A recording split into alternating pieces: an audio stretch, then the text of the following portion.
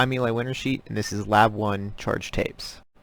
This lab focuses on the interactions between two charged pieces of tape, and the charge of the tape pieces will be estimated using a point charge model ran in GlowScript.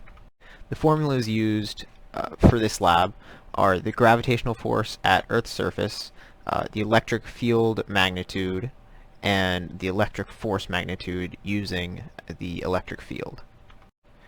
The lengths of the two pieces of tape that were used were 0.55 meters and 0.345 meters respectively.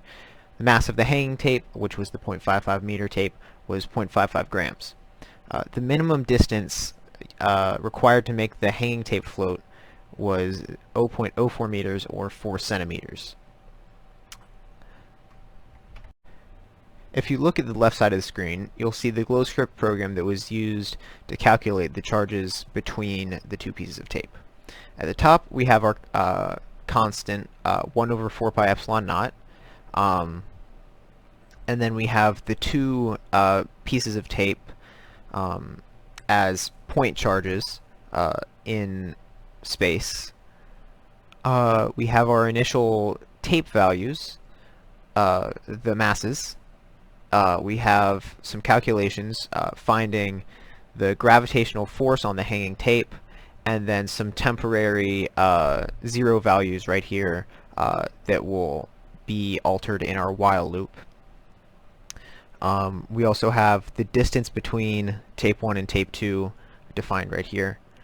And then right here we have our function that finds the electric field.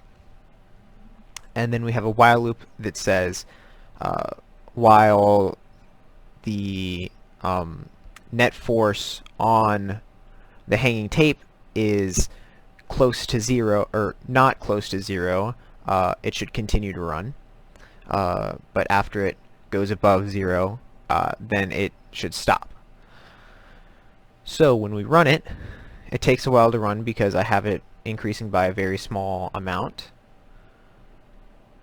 We see that the tape's charge is 9.78 times 10 to the negative 7th coulombs. And this is also what was predicted when the problem was done by hand. Now for this script to be correct, we have to assume that air resistance was neglected, that tape can be treated as a point charge, and that both tapes have an equal charge at equal distributions. So now we get to the questions. Why is it important to handle the charged tapes as little as possible? This is important because as we touch the tapes, the charge comes off when we contact it with our hands because our hands are mildly conductive, and so it absorbs that charge. And then, what if electrons had a positive charge and protons had a negative charge? The answer is probably that the universe would explode.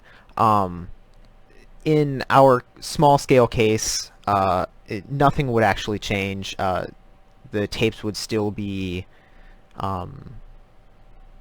repelled by each other. But again, yeah, that would probably be a very bad case. Thank you.